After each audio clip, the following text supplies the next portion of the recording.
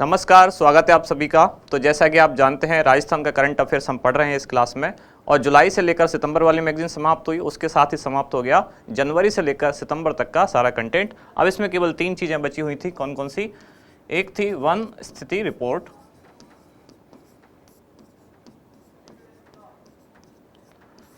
जो 2021 में जारी हुई।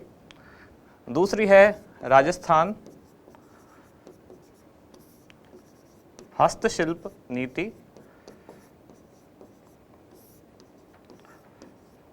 कब जारी की गई? 2022।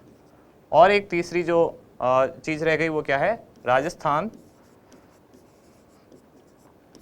MSME यानी micro small and medium enterprises policy या नीति, जो कि कब जारी हुई? 2022 में। तो आज की क्लास में इन तीनों को हम कंप्लीट करेंगे। और चूंकि 3 नीतियां हैं तो क्लास थोड़ी बड़ी है, लगभग 20-21 क्वेश्चन आज की क्लास में होंगे। फिर इसके साथ ही सितंबर तक का आपका पूरा कंटेंट समाप्त हो जाएगा। फिर नेक्स्ट क्लास में हम अक्टूबर पे स्टार्ट करेंगे। पहला क्वेश्चन, राजस्थान हस्तशिल्प नीति 2022 कब जारी की गई? डेट पूछिए सीधी, 17 सितंबर, 9 सितंबर, 29 सितंबर या 31 सितंबर।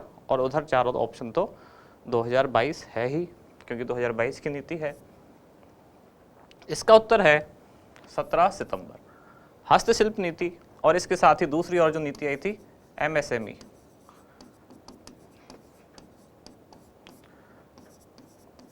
ये दोनों सेम ही डेट को, यानी कि इसी डेट को 17 सितंबर 2022 को ही जारी की गई, ये भी और ये भी। किस विभाग द्वारा? तो ये है उद्योग एवं वाणिज्य विभाग। कौन है मंत्री? शकुंतला रावत। ये पूछा था किसमें? फॉरेस्टर वाले एग्जाम में, कि मंत्री कौन है उद्योग विभाग की।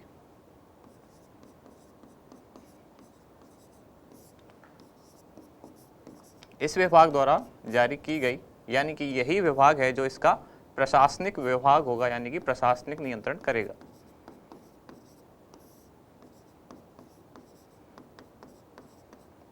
एडमिनिस्ट्रेशन इसके द्वारा किया जाएगा, लेकिन इसका क्रियान्वयन के लिए अलग से एक निदेशालय बनाया गया। तो क्रियान्वयन वाली एजेंसी कौन सी है?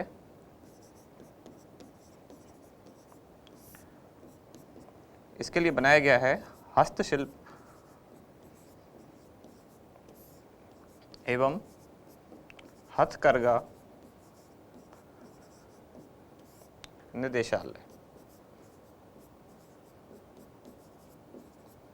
इस निदेशालय के द्वारा क्रियान्वयन किया जाएगा। ये इसकी क्रियान्वयनकारी एजेंसी है। प्रशासनिक नियंत्रण उद्योग एवं वाणिज्य विभाग द्वारा होगा। हस्तशिल्प नीति जारी करने वाला राजस्थान कौन सा राज्य है? पहला, दूसरा, तीसरा या चौथा? पहला राज्य भारत का कौन सा है जिसने हस्तशिल्प नीति जारी की? वो है असम।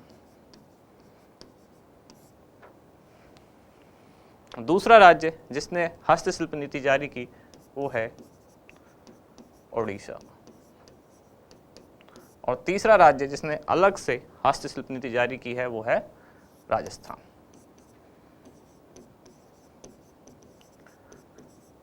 क्लियर? अच्छा, अगर आप स्क्रीनशॉट लेना चाहते हैं तो एक बार पुराने वाले का भी ले सकते हैं। और दूसरा, पहला असम, दूसरा उड़ीसा और तीसरा राजस्थान। अगला क्वेश्चन, राजस्थान हस्तशिल्प नीति 2022 के तहत प्रत्येक वर्ष के कौन से माह में हस्तशिल्प सप्ताह का आयोजन किया जाएगा? जनवरी, मार्च, अगस्त या दिसंबर?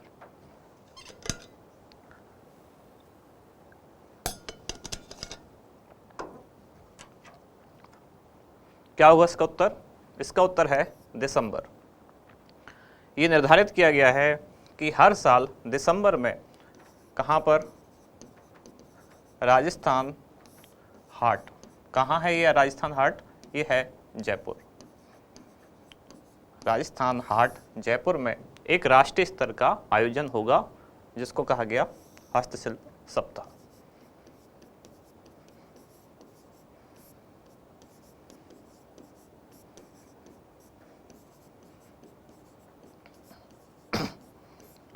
अब सिंपल सी बात है, इसका आयोजन कौन करेगा? तो उद्योग एवं वाणिज्य विभाग। निदेशालय कौन सा? हस्तशिल्प एवं हथकरघा। ऐसे भी पूछा जा सकता है हस्तशिल्प सप्ताह का आयोजन कौन करेगा? तो आप सोचो कि हमको तो बताया नहीं, तो हस्तशिल्प नीति तो बताई है, तो जो उसका प्रशासनिक नियंत्रण करेगा वही इसका आयोजन करेगा। अगला क्वेश्चन है हस्तशिल्प डिजाइन डेवलपमेंट, स्किल डेवलपमेंट तथा टेक्नोलॉजी अपग्रेडेशन हेतु हैंडीक्राफ्ट डिजाइन सेंटर, ध्यान से पढ़ना, हैंडीक्राफ्ट डिजाइन सेंटर का है की स्थापना कहाँ की जाएगी? जयपुर, जोधपुर, उदयपुर या भीलवाड़ा।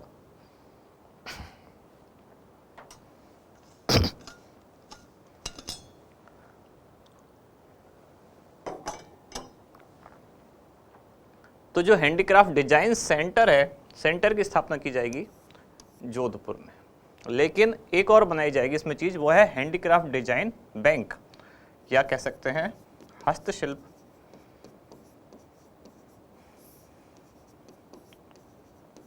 Design bank. ये कहाँ बनाया जाएगा? बैंक बनाया जाएगा जयपुर में,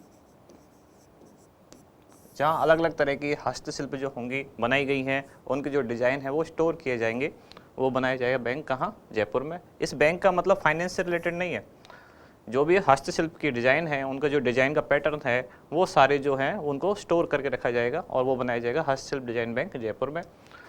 और हैंडीक्राफ्ट डिजाइन सेंटर ये कहाँ बनाया जाएगा? जोधपुर में।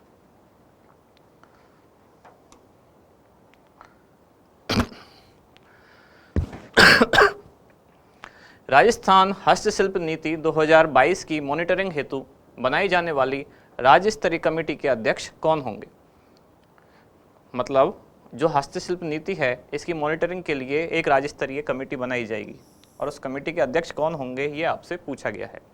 उद्योग एवं वाणिज्य मंत्री, उद्योग एवं वाणिज्य विभाग के आयुक्त यानी कि कमिश्नर, मुख्यमंत्री या फिर ग्रामीण विकास एवं पंचायती राज विभाग के मंत्री। इसका उत्तर है उद्योग एवं वाणिज्य मंत्री। इसमें एक 11 सदस्यीय समिति बनाई जाएगी,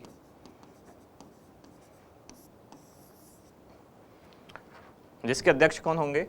उद्योग एवं वाणिज्य मंत्री राजस्थान सरकार, और जो कमिश्नर होंगे उद्योग एवं वाणिज्य विभाग आयुक्त, ये इसके होंगे सचिव। अच्छा, मुख्यमंत्री कौन सी चीज के अध्यक्ष होते हैं? कुछ दिन पहले हमने पढ़ा था, और उसके उपाध्यक्ष होते हैं ग्रामीण विकास एवं पंचायती राज मंत्री, ये था राजीविका।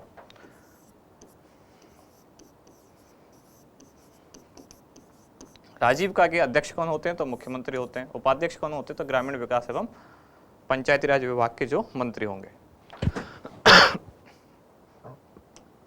अगला क्वेश्चन है राजस्थान हस्तशिल्प नीति 2022 के तहत राज्य के पंजीकृत हस्तशिल्पियों को राज्य के बाहर प्रदर्शनी में भाग लेने पर कितनी राशि दैनिक भत्ते के रूप में दी जाएगी? यानी कि सरकार इनको एक वित्तीय मदद देती है, अब देना शुरू करेगी, यानी कि इस नीति के लागू होने के साथ ही।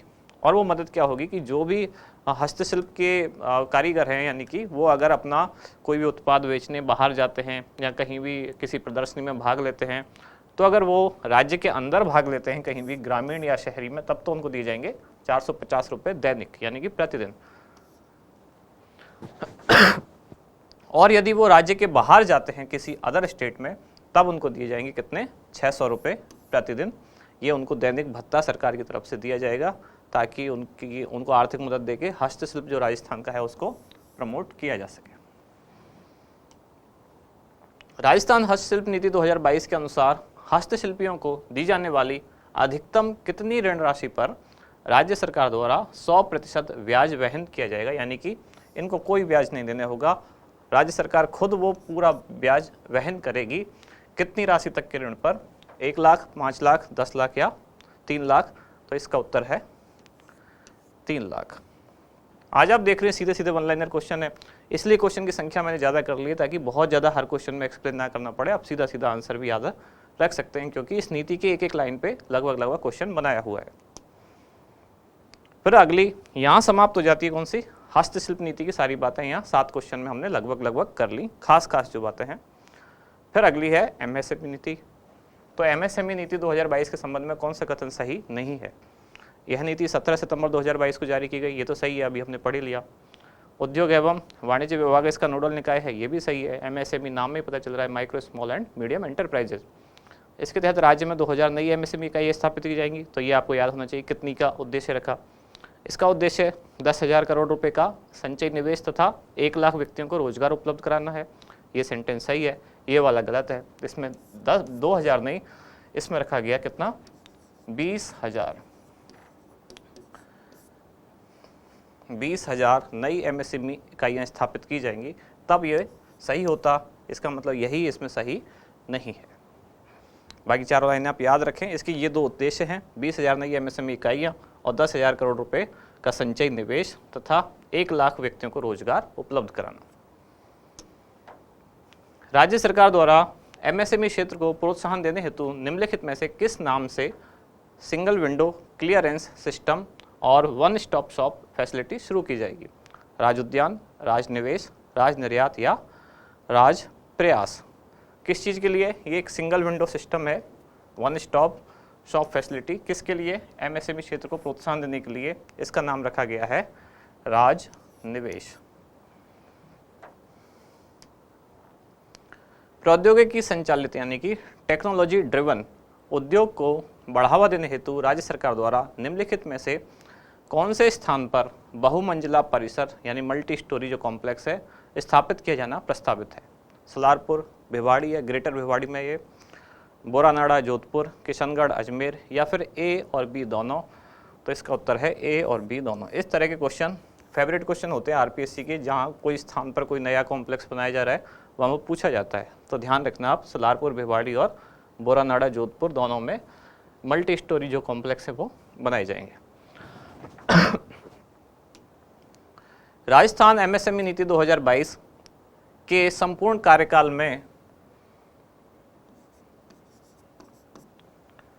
कुल कितने निर्यात का लक्ष्य रखा गया है? इसका कुल कार्यकाल कितना है? तो कुल कार्यकाल इसका 5 साल है।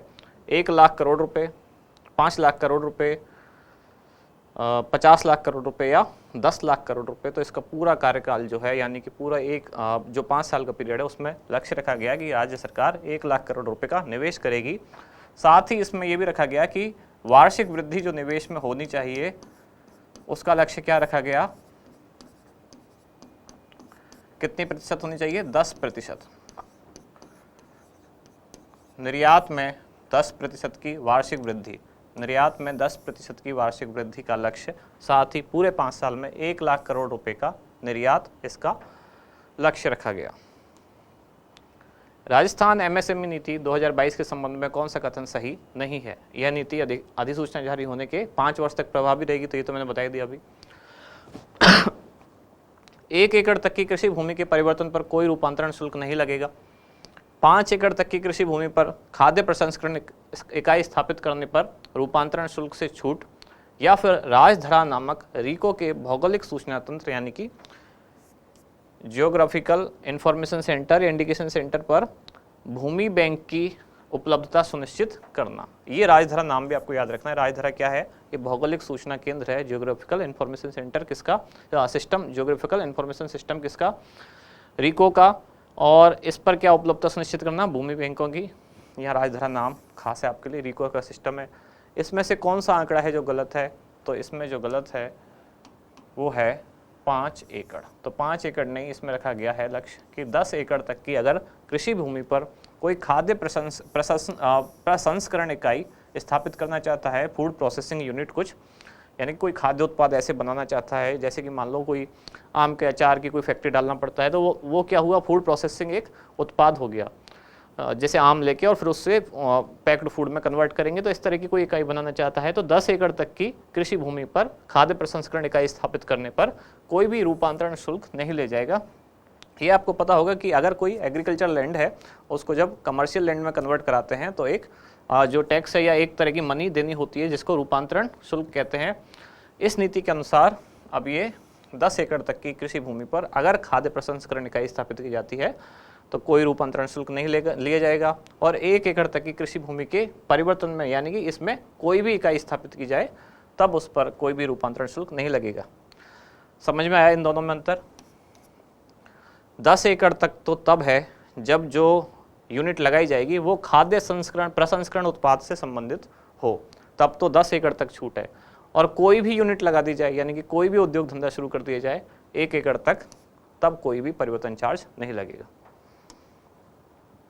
भारत में वनों की स्थिति, अब यहाँ वो समाप्त हो गई कौन सी, एमएसएमई नीति। भारत में वनों की स्थिति की जानकारी देने वाली नवीनतम ISFR 2021 का यह कौन सा संस्करण है। ISFR का फुल फॉर्म क्या होता है, India state forest survey report या इंडिया स्टेट फॉरेस्ट रिपोर्ट 2021। तो ये कौन सा संस्करण है इसका, ये पूछा गया है, इस क्वेश्चन में पूछा गया है, मतलब 17वां, 21वां, 75वां या 34वां। तो पहली बात तो ये कि ये रिपोर्ट किसके द्वारा जारी की जाती है, तो ये रिपोर्ट जारी की जाती है भारतीय वन सर्वेक्षण संस्थान। कहाँ है ये, देहरादून। फिर आप सोचोगे देहरादून का जो डिपार्टमेंट है वो जारी कर रहा है, तो हम राजस्थान वाले करंट में क्यों पढ़ रहे हैं, क्योंकि ये पूरे देश के लिए रिपोर्ट जारी की जाती है, उसमें अलग अलग स्टेट का भी उसमें एक चैप्टर होता है। तो राजस्थान वाला चैप्टर हमारे लिए खास है, लेकिन पूरी रिपोर्ट कौन जारी करता है, तो राजस्थान का कोई डिपार्टमेंट इसको जारी नहीं करता, ये करता है भारतीय वन सर्वेक्षण संस्थान, केंद्र सरकार का, जो देहरादून में है। कौन से मंत्रालय के अधीन आता है, तो केंद्रीय पर्यावरण, वन व जलवायु परिवर्तन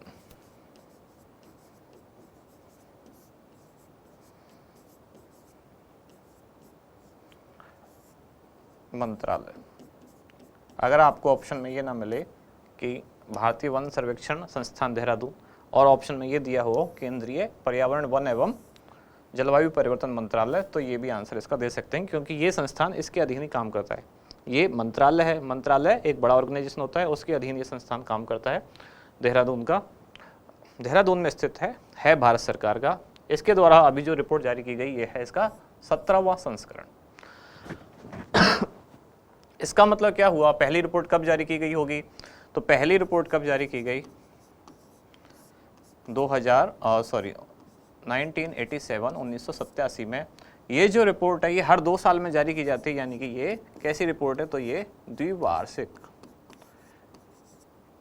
रिपोर्ट, हर 2 साल में वन स्थिति रिपोर्ट जारी की जाती है। तभी हम 2022 में जो पढ़ रहे हैं वो 2021 वाली पढ़ रहे हैं, क्योंकि 2022 में कोई रिपोर्ट नहीं आएगी, मतलब 2022 की नहीं आएगी। ये जो रिपोर्ट है यही आई थी कब, किस दिन जारी की गई, तो 13 जनवरी 2022 को जारी की गई। इससे पहले जो जारी की गई थी वो कौन सी थी, 2019। अब कौन सी आएगी, 2023। तो 2-2 साल में जारी की जाती है।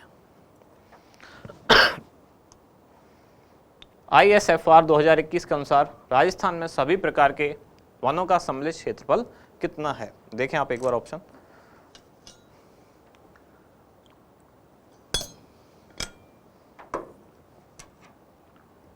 (32,863 वर्ग किलोमीटर), 12,176 वर्ग किलोमीटर, 18,543 वर्ग किलोमीटर या 2,143 वर्ग किलोमीटर।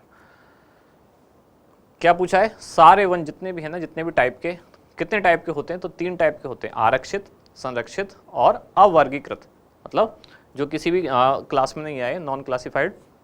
तो जो आरक्षित वन क्षेत्र राजस्थान में वो है 12,176 वर्ग किलोमीटर। संरक्षित वन क्षेत्र या रक्षित या संरक्षित जिसे कहा जाता है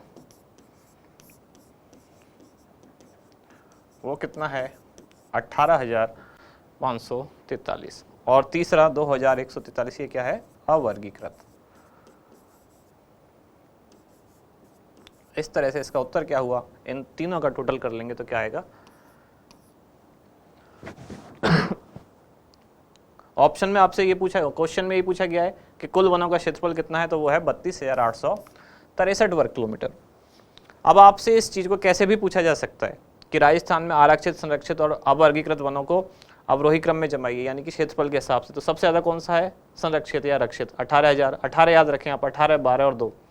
उसके बाद कौन सा है, आरक्षित, और फिर कौन सा है, अवर्गीकृत। तीनों में अंतर क्या है, आरक्षित जो आरक्षण, अच्छा आरक्षित और रक्षित में क्या है, आरक्षित मतलब रिजर्व, रक्षित मतलब प्रिजर्व, दोनों में अंतर क्या है।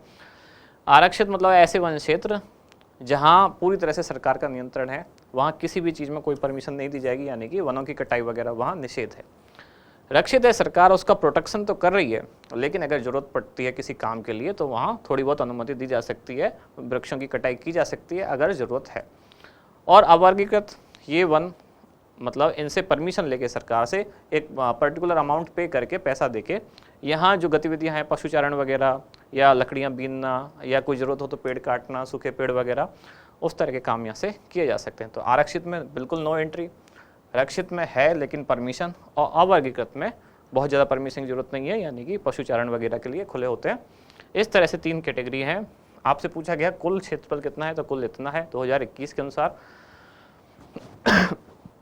अच्छा, ये तो आपने देख लिया 32,863 वर्ग किलोमीटर।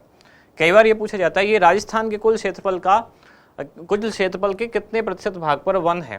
फिर आप थोड़ा चक्कर में पड़ जाओगे, आपको सारी चीज़ें याद करनी पड़ती हैं हमेशा, जबकि याद करने की जरूरत नहीं है, ऑप्शन देख के आपको याद आ जाएगा। राजस्थान का क्षेत्रफल आपको याद है, भूगोल में आपने पढ़ा है, 3,42,000 लगभग मैं बात कर रहा हूँ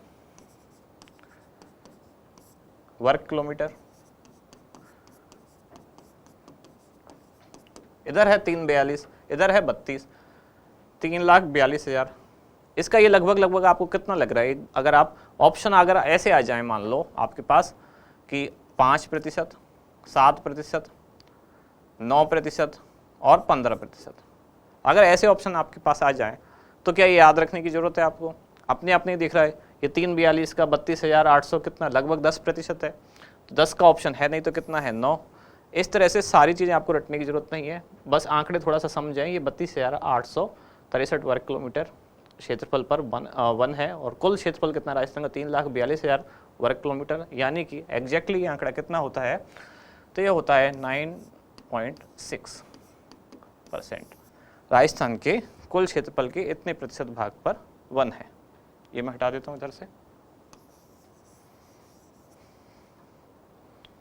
अब बढ़ते हैं आगे। अगला प्रश्न, निम्नलिखित में से कौन सा विकल्प इन जिलों में क्षेत्रफल के अनुसार वनों के अवरोही क्रम को दर्शाता है? अवरोही क्रम मतलब बड़ा फिर छोटा फिर उससे छोटा, आरोही क्रम मतलब पहले छोटा फिर उससे बड़ा फिर उससे बड़ा। इसका मतलब क्या हुआ कि सबसे पहले हमें देखना है कि किस में सबसे ज़्यादा वन है, फिर उससे कम किस में, फिर उससे कम किस में, सबसे कम किस में। पहला ऑप्शन है अलवर, उदयपुर, प्रतापगढ़ 12, दूसरा उदयपुर, प्रतापगढ़, सिरोही, करौली, प्रतापगढ़, उदयपुर, अलवर 12, उदयपुर, अलवर, प्रतापगढ़ 12। ये चारों की सीक्वेंस आप याद रखना जरूर, ये इंपॉर्टेंट क्वेश्चन है कि सबसे ज़्यादा किस में है, सबसे कम किस में है। 3-4 चीज़ें ही पूछी जा सकती हैं इसमें। कुल क्षेत्रफल पर कितना वन है, परसेंटेज में कितना % है, सबसे ज़्यादा कौन से ज़िले में है, सबसे कम कौन से ज़िले में है, बढ़ता क्रम घटता क्रम, यही 3-4 क्वेश्चन बनते हैं। तो ये क्या है, उदयपुर में सबसे ज़्यादा, फिर अलवर, फिर प्रतापगढ़, फिर 12। ये अगर वन स्थिति रिपोर्ट आप पढ़ के इसमें से लगभग श्योर होता है क्वेश्चन कि 4-5 चीज़ें ही हैं जो पूछी जाती है। अगर इससे क्वेश्चन आया तो यही 4-5 तरह के क्वेश्चन बनते हैं। कोई बहुत ही ज़्यादा अगर कठिन बनाया तो फिर वन स्थिति रिपोर्ट 200-250 पेज की है, वो तो आप वैसे भी नहीं कर पाओगे अगर उसमें से कहीं से कुछ भी आंकड़ा पूछ ले तो। लेकिन जो सामान्य जानकारी पूछी जाती है, ये 5-6 टाइप के क्वेश्चन ही पूछे जाते हैं जिनको हम पढ़ रहे हैं। निम्नलिखित में से किस जिले में क्षेत्रफल के आधार पर न्यूनतम वन क्षेत्र? अगला ये पूछ लिया, क्षेत्रफल के आधार पर उसमें बढ़ता हुआ क्रम था यानी घटता हुआ क्रम था अवरोही, यानी पहले सबसे ज़्यादा फिर उससे कम फिर उससे कम। यहाँ पूछा है सबसे कम किस में है क्षेत्रफल, तो सबसे कम है चूरू में। चूरू में सबसे कम है, चूरू से थोड़ा ज़्यादा यानी सेकंड हनुमानगढ़, इससे फिर थोड़ा ज़्यादा है जोधपुर, और फिर इससे थोड़ा ज़्यादा है गंगानगर। यही चारों सबसे कम वाले ही हैं। सबसे कम चूरू में है, चूरू से थोड़ा ज़्यादा हनुमानगढ़ में, फिर जोधपुर में और फिर श्री गंगानगर में। मैंने चारों उसी क्रम में लिखे हैं ताकि आपको अलग से याद ना रखना पड़े, यही याद रख लें, चूरू सबसे कम, चूरू से थोड़ा ज़्यादा हनुमानगढ़, फिर जोधपुर और फिर श्री गंगानगर। यानी ये नीचे से टॉपर है, चूरू सबसे कम वन क्षेत्र में टॉप करता है। क्लियर आ रही है बात समझ में? इसमें है लगभग 77.69 किलोमीटर स्क्वायर वर्ग किलोमीटर, इतने कुछ क्षेत्रफल पर वन है। राजस्थान के किस जिले में उसके प्रतिशत क्षेत्रफल के आधार पर न्यूनतम वन है? अगला क्वेश्चन जो मैंने दूसरा बताया इस तरह से पूछा जा सकता है। वहाँ पूछा था सबसे कम क्षेत्रफल वनों का किस में है, तो चूरू में है, इतने किलोमीटर। क्वेश्चन का फर्क समझना, यहाँ पूछा है कि जिले में परसेंटेज में कम वन किस में है? तो जिले में परसेंटेज का मतलब समझ रहे, मान लेते हैं हम जोधपुर जिले का पूरा क्षेत्रफल जो है वो 100 वर्ग किलोमीटर है, और 100 वर्ग किलोमीटर में जोधपुर में जो वन है वो कितने हैं, कितना परसेंट है? मान लेते हैं 7 वर्ग किलोमीटर में वन है अगर जोधपुर में, तो जोधपुर के कितने भूभाग पर वन हुए? तो 7%। इस तरह से तो ये 7 हुआ, लेकिन चूरू में पूछा गया टोटल ही कितने हैं, तो उसमें जैसे ये पूछ लिया गया कि कुल कितने एरिया पर वन है, यहाँ पूछा है कुल कितना परसेंट में वन है। दोनों का अंतर समझ के फिर आप आंसर देना। यहाँ पूछा है प्रतिशत क्षेत्रफल, उस जिले का जो कुल क्षेत्रफल है उसमें से कितना भूभाग है जो वनों से आच्छादित है, यानी कितना परसेंटेज भूभाग है जो वनों से आच्छादित है। तो परसेंटेज के आधार पर सबसे कम है वन कहाँ? जोधपुर में। वैसे ही आप सोचो जोधपुर का क्षेत्रफल काफ़ी बड़ा है, वन वहाँ कम है। इसके बाद इससे ज़्यादा चूरू, फिर जैसलमेर, फिर बीकानेर। मैंने इसी क्रम में रखें ताकि याद रखने में आपको भी सुविधा हो। तो जोधपुर में सबसे कम परसेंटेज में वन है। परसेंटेज के आधार पर इस तरह से टॉपर है नीचे से, सबसे कम परसेंटेज में है जोधपुर में, जोधपुर के बाद थोड़ा ज़्यादा चूरू में, फिर जैसलमेर में, फिर बीकानेर में। और एरिया के आधार पर सबसे कम है चूरू में, फिर हनुमानगढ़ में, फिर जोधपुर में, फिर श्रीगंगानगर में। वर्ष 2019 की तुलना में वर्ष 2021 में वन क्षेत्र में किस जिले में सर्वाधिक वृद्धि तथा किस जिले में सर्वाधिक कमी दर्ज की गई? समझ पा रहे हैं आप क्वेश्चन कि 2019 की जो रिपोर्ट थी, फिर 2021 की जो रिपोर्ट थी, इसमें से जब ये 2 साल के डिफरेंस में किस जिले में वन में बढ़ोतरी सबसे ज़्यादा हुई क्षेत्रफल में, और किस जिले में वन में कमी सबसे ज़्यादा हुई क्षेत्रफल में, तो सबसे ज़्यादा बढ़ोतरी जो हुई है वो है अजमेर में, और सबसे ज़्यादा कमी जिसमें हुई है वो है जालौर। तो ये दोनों नाम आपको याद रखने हैं, बढ़ोतरी सबसे ज़्यादा अजमेर में, कमी सबसे ज़्यादा जालौर में। तो ये दोनों ऑप्शन आपको, यानी दोनों की जिले के नाम याद रखने हैं। जिलों का कौन सा समूह झाड़ियों के सर्वाधिक तथा न्यूनतम क्षेत्रफल को प्रदर्शित करता है? यानी कि राजस्थान में झाड़ियों का सर्वाधिक क्षेत्रफल कौन से जिले में है, और झाड़ियों का न्यूनतम क्षेत्रफल कौन से जिले में है? तो पाली है जहां सर्वाधिक है, और हनुमानगढ़ है जहां झाड़ियां न्यूनतम है। ISFR 2021 के अनुसार ये क्वेश्चन इंपॉर्टेंट है। अब आगे के जो 2 क्वेश्चन है इंपॉर्टेंट, इसलिए इंपॉर्टेंट तो बाकी सारे भी थे, ये नए पैटर्न के क्वेश्चन है। इस तरह की चीज़ें पूछ ही नहीं गई हैं, हो सकता है पूछ ली जाए अब, क्योंकि जो वन स्थिति रिपोर्ट है उसमें क्या क्या बताया जाता है। एक तो वन क्षेत्रफल किसमें कितना है, न्यूनतम कौन सा है, अधिकतम कौन सा है। दूसरा पूछा जाता है झाड़ी, मतलब पूछा नहीं जाता, ये रिपोर्ट में जो आंकड़े जारी किए जाते हैं किस कौन कौन से 4 आंकड़े जारी किए जाते हैं। एक तो वन क्षेत्रफल, दूसरा झाड़ी, तीसरा अब नया पैटर्न है वो क्या है, कार्बन स्टोरेज। और ये कार्बन स्टॉक जो है आजकल ट्रेंड है जो एनवायरनमेंट से रिलेटेड चीज़ें, तो कार्बन स्टॉक भी वन सर्वेक्षण रिपोर्ट में जारी किया जाता है। अभी तक पूछा नहीं गया इसलिए संभावना है पूछे जाने की। तो राजस्थान के वनों में कुल कितना कार्बन स्टॉक है। अब ये कार्बन स्टॉक क्या होता है, यानी कि आप सामान्य समझें कितने ज़्यादा पेड़ है, क्योंकि पेड़ किसके बने होते हैं, या जो भी लिविंग बॉडी है, जो भी सजीव है, वो किसका बना होता है, उसका शरीर कार्बन का ही बना होता है। तो जितने ज़्यादा वृक्ष हैं उतना ज़्यादा कार्बन है। तो सबसे ज़्यादा यानी कि कितना कुल स्टॉक है कार्बन का, तो ये है 110.7 मिलियन टन है। मिलियन टन ध्यान रखना है, केवल टन भी लिखा आ सकता है। 110.7 मिलियन टन, मिलियन कितना होता है, 10 की घात 6 लगा देंगे, यानी 1 के पीछे 6 जीरो लगा देंगे तो इतना मिलियन हो जाएगा, वो इतना टन हो जाएगा। मतलब 1 मिलियन में 10 की घात 6 ये होता है, यानी कि 10 लाख होते हैं 1 मिलियन में। इसमें 10 लाख से गुणा कर देंगे तो इतना टन हो जाएगा, और मिलियन टन लिखा है तो 110.7 मिलियन टन ये कार्बन स्टॉक है राजस्थान में। और ये कुल भारत का जो कार्बन स्टॉक है, यानी देश का कितना है, ये 1.54%। ये है देश का 1.54%। क्लियर, ये नए टाइप का क्वेश्चन है, पूछा जा सकता है। कार्बन स्टॉक आजकल चर्चा में होती हैं ऐसी चीजें। और अगला क्वेश्चन, मैंने आपको 3 चीजें बताई थी, 3 तो ये और चौथा यही है, bamboo bearing area. Bamboo bearing area यानी बांस से आच्छादित क्षेत्र। इसका हिंदी में ट्रांसलेशन कुछ भी आ सकता है, जैसे यहाँ लिखा है ISFR 2021 के अनुसार राजस्थान में बांस धारण क्षेत्रफल या बांस आच्छादित, कुछ भी लिखा आ सकता है ट्रांसलेशन में, वो गूगल के ऊपर डिपेंड है, कैसे भी वो कर देते हैं और लास्ट में कहेंगे कि इंग्लिश वाला सही मानेंगे हम। तो आप ये ध्यान रखना, बैम्बू बियरिंग एरिया यानी कि बांस आच्छादित क्षेत्रफल राजस्थान में कितना है। ऑप्शन है 382, 1555, 1.04 या 104 वर्ग किलोमीटर, ये है इतना बांस आच्छादित क्षेत्रफल।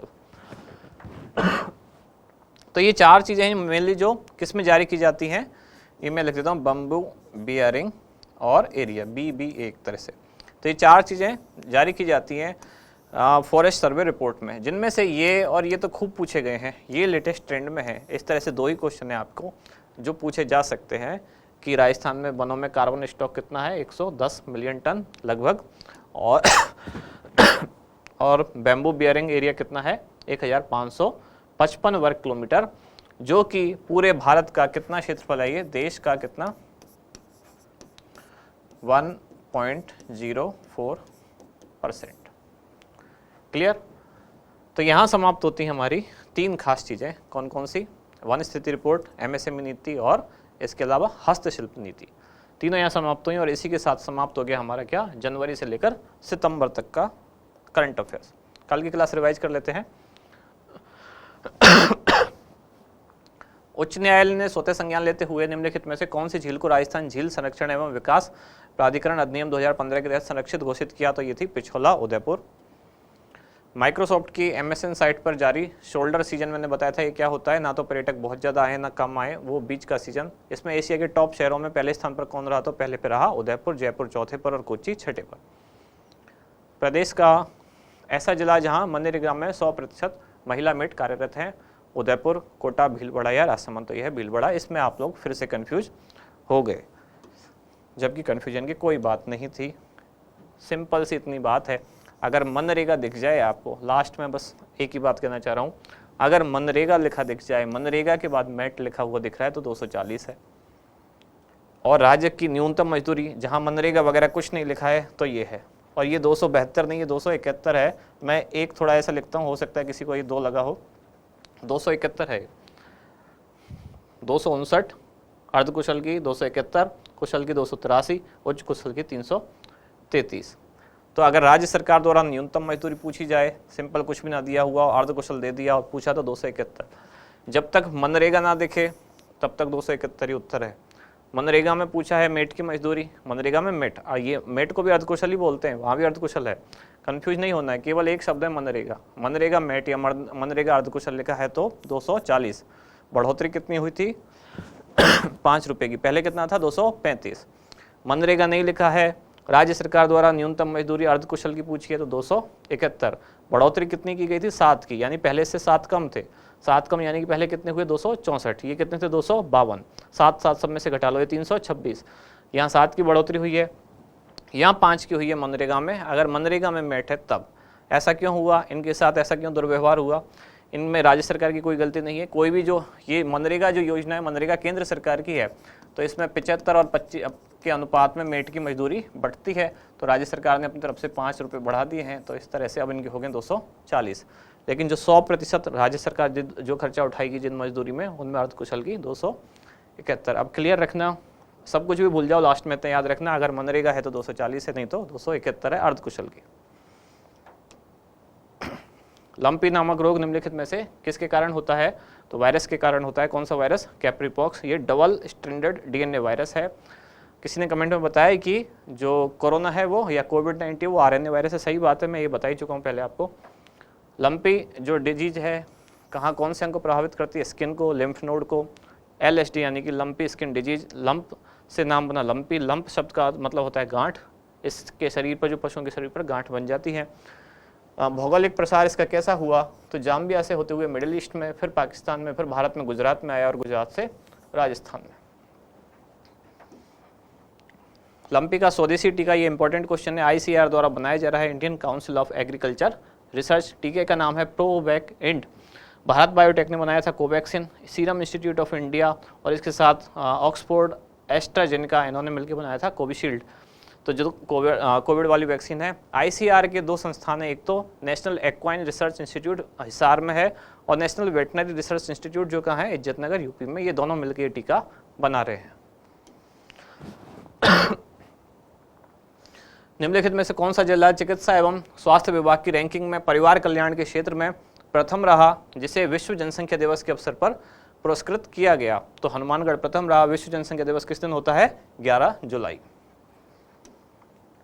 समझ स्पर्श री, इस पे काफ़ी हंगामा हुआ है कल कि स्पर्श को मैंने बोल दिया कि ये किस में है। मेरे दिमाग में चल रहा था टच शब्द, तो मैं बोलने वाला था कि टच है इंग्लिश का और स्पर्श है संस्कृत का, और मैंने बोला कि इसमें जैसे देखो 3 भाषाएं हैं, और मैं कहना चाह रहा था कि समझ स्पर्श री, इसमें 3 भाषाएं कौन कौन सी है? समझ मतलब हिंदी, स्पर्श मतलब ये है हिंदी में भी है लेकिन संस्कृत का तत्सम शब्द है, तो मैं कहना चाह रहा था हिंदी, संस्कृत और राजस्थानी। लेकिन मेरे दिमाग में चल रहा था टच कि ये किसके लिए है प्रोग्राम? तो good touch and bad touch इसके लिए है। अब दिमाग में टच वर्ड चल रहा था तो मैंने बोल दिया समझ तो हिंदी, स्पर्श को बोल दिया इंग्लिश, और री मतलब राजस्थानी। तो ये तो बहुत कॉमन सी बात है, कई बार हो जाते हैं, स्लिप ऑफ टंग जिसको बोल सकते हैं। ऐसी 2 गलतियाँ हुई। कल मैंने महोपनिषद भी ऐसे लिख दिया था। तो ये स्पर्श हिंदी और संस्कृत का ही शब्द है, संस्कृत का मूलतः है, तत्सम शब्द है। टच इंग्लिश का है। तो ये प्रोग्राम कौन से जिले में चलाया जा रहा है? दौसा में, जिसका उद्देश्य क्या है? गुड टच और बैड टच की जानकारी देना, जिसके बारे में मतलब बच्चों को ही जानकारी देना। हाल ही में प्रदेश के पहले हेल्थ एंड वेलनेस सेंटर का शिलान्यास किस जिले में हुआ? राजसमंद जिला, खमनौर तहसील और बिल्ली की भागल गांव, 12 जून 2022 को। मैंने आपसे पूछा था कि मैंने वेलनेस वाला कोई एक और क्वेश्चन कभी पहले बताया था क्या, और आप में से किसी ने कमेंट्स में पूछा भी था, तभी ऐसे बोला था आपने कि राजसमंद में है सर ये तो हेल्थ एंड वेलनेस। तब वहाँ वो कौन सा क्वेश्चन था जिसमें आपको डाउट आया था, वो मुझे ज़रूर बताएं वापस। सरकारी कार्यक्रम के तहत देश का पहला कोचिंग हब कहाँ बनाया जा रहा है? तो ये बनाया जा रहा है सरकारी कार्यक्रम के तहत, यानी सरकार के द्वारा फंड। तो ये कहाँ? प्रतापनगर, जयपुर में। और फिर था राज्य सरकार द्वारा हाल ही में समाई माता क्षेत्र को इको टूरिज्म क्षेत्र, ये ध्यान रखना, इको टूरिज्म विकसित करने का निर्णय लिया गया है। ये किस जिले में अवस्थित है? बांसवाड़ा, बारां, बूंदिया, सवाई माधोपुर। तो ये है बांसवाड़ा में। 2 करोड़ रुपए की लागत से यहाँ लवकुश वाटिकाएं भी बनाई जा रही हैं, जहाँ बच्चों को पर्यावरण संरक्षण के प्रति जागरूकता उत्पन्न करने के लिए वहाँ वृक्षारोपण किया जा रहा है। इसके साथ ही समाप्त हो गया क्या हमारा जनवरी से लेकर और सितंबर तक का पूरा करंट अफेयर्स। मैंने वो सारी चीज़ें डिस्कस करने की कोशिश की हैं जहाँ से क्वेश्चन बन सकता है। बुकलेट में एक एक लाइन मैंने कवर करने की कोशिश की है, लेकिन फिर भी 100% कुछ नहीं होता, कहीं ना कोई चीज़ रह गई होगी, तो आप एक बार रीडिंग में मार लें, सारी चीज़ें कवर हो जाएंगी। इसके साथ अब कहाँ तक हम पहुँच चुके हैं? जनवरी से सितंबर 2022। आज की क्लास मिला के कुल कितनी क्लास हुई है हमारी? 38 क्लास। और एक क्लास 1 घंटे की भी नहीं है, लगभग 40 मिनट भी मान लें हम, तो 38 घंटे भी नहीं है, 36 घंटे भी मान लेते हैं, 35-30 कुछ भी मान लेते हैं। तो आप अगर बैठ के 2-3 दिन भी पढ़ोगे 8-10 घंटे, तो 2-3 दिन का काम है। कभी भी आप रिवाइज पूरी की पूरी क्लास कर सकते हैं। और अगर आपने नोट्स बनाए हैं साथ के साथ वार्षिकांक या जो भी आपके पास मैटर है वो पढ़ाए। मैं ये भी नहीं कह रहा हूँ हमारा ही वार्षिकांक या हमारी मैगजीन, कहीं से भी आपने करंट अफेयर्स अगर साथ के साथ पढ़ा है तो आपकी क्लासेज स्ट्रॉन्ग होती हुई चली जाएंगी। अब बात रही है सेकंड ग्रेड वाले थोड़े से परेशान हैं कि हम कहाँ तक पढ़ें, अक्टूबर और नवंबर दिसंबर कब तक पढ़ें। तो प्रैक्टिकल सी बात यह है कि अगर दिसंबर में एग्जाम है तो दिसंबर तो अभी पूरा हुआ ही नहीं, तो दिसंबर का करंट अफेयर्स कैसे आ जाएगा? यानी कि अगर 20-21 को शायद आपका एग्जाम है पहला जो है, तो दिसंबर की घटनाएं पहले होने तो देंगे तभी तो पूछेंगे, तो दिसंबर में तो हुआ ही नहीं है अभी, तो नवंबर तक आपको पढ़ना चाहिए। दिसंबर की एक घटना है जो आपको ज़रूर पढ़नी है और जो मैंने कल सुजस वाली क्लास में पढ़ाई थी, और वो कौन सी है? उदयपुर में जो हो रहा है क्या, G20 शेरपा सम्मेलन, ये जरूर पढ़ना है आपको दिसंबर में। और कुछ आए या ना आए, लेकिन इसके आने की संभावना जरूर है। इसमें से हो सकता है और कुछ भी ना आए, यही पूछ लिया जाए G20 शेरपा सम्मेलन का आयोजन राजस्थान के कौन से शहर में हो रहा है? तो उदयपुर में हो रहा है। इसमें शेरपा कौन है भारत की तरफ से? तो अमिताभ कांत। सुजस वाली क्लास आप जरूर पढ़ें। बाकी जो दिसंबर में एग्जाम है तो हो सकता है दिसंबर का और कुछ भले ना भी पूछे, ये चीज़ जरूर इंपॉर्टेंट है इससे क्वेश्चन आने की। मेरी जितनी कैलकुलेशन कहती है तो मेरे हिसाब से लगता है इससे क्वेश्चन लगभग आएगा ही आएगा, क्योंकि अभी दिसंबर में एग्जाम है और दिसंबर 4 से 7 अभी ये चल ही रहा है। आज की डेट हुई, अब 8 होगी, तो 4 से 7 तक ये अभी हुआ है। लेटेस्ट चीज़ें पूछे जाने की पूरी संभावना है, नई चीज़ें। और संभावना क्यों है? क्योंकि भारत इसका अध्यक्ष है G20 का। और संभावना क्यों है? क्योंकि राजस्थान में हो रहा है। कहाँ हो रहा है? उदयपुर में। सारी चीज़ें इस तरफ इशारा कर रही हैं कि क्वेश्चन आएगा। बाकी हो सकता है पूछे ना पूछे वो अलग बात है, लेकिन जितना हम एनालिसिस कर सकते हैं उससे ये लग रहा है कि क्वेश्चन पूछा जाएगा, तो इसको जरूर पढ़ें। सुजस वाली कल क्लास थी, सारी डिटेल मैंने उसमें बताई है। उस क्लास के अलावा भी कहीं से भी अगर आपको इसके बारे में कोई भी इन्फॉर्मेशन मिलती है तो जरूर पढ़ के जाएँ, क्वेश्चन आने की संभावना है। अब हमारा सितंबर तक का समाप्त हो गया और कल की क्लास से हम क्या शुरू करने वाले हैं, अक्टूबर और नवंबर। लेकिन जिनका एग्जाम 20 या 21 को है उनको थोड़ी टेंशन है कब तक हम समाप्त कर देंगे अक्टूबर नवंबर, क्योंकि 2 महीने का अब बचा हुआ है। पहले 3-3 महीने का सेट हम चल रहे थे, तो अक्टूबर नवंबर 2 महीने का है। उसमें भी ज़्यादातर चीज़ें पहले आई चुकी हैं, मैं कई बार बोलने में उन चीज़ों को आपको बता चुका हूँ, तो उनको रिपीट ना करते हुए जो नई नई चीज़ होगी वही हम पढ़ाएंगे। तो अगर कल के दिन को काउंट करें तो कल की डेट हो जाएगी 9, तो 9, 10, 11, 12, 13, 14, 15, 16, लगभग 7 दिन हमें लगेंगे। तो 15 या 16 तारीख तक आपका पूरा जो करंट अफेयर्स है सेकंड ग्रेड वालों के लिए कह रहा हूँ, नवंबर तक पूरा समाप्त हो जाएगा। आपको रिवीजन को भी टाइम आराम से मिल जाएगा। तो ठीक है, अब मिलते हैं कल अगली क्लास में, अक्टूबर वाली मैगजीन स्टार्ट करेंगे। धन्यवाद।